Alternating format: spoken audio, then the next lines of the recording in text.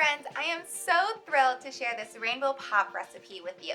All you need is 4 different kinds of fruit and a freezer.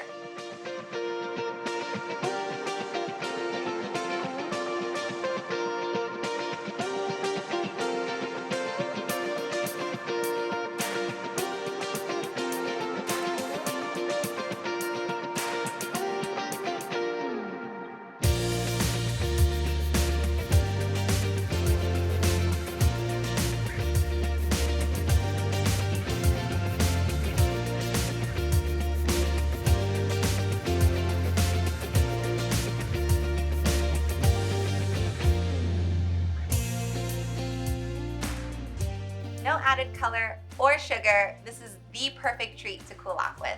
Thanks for hanging out with me, and I'll see you guys next time.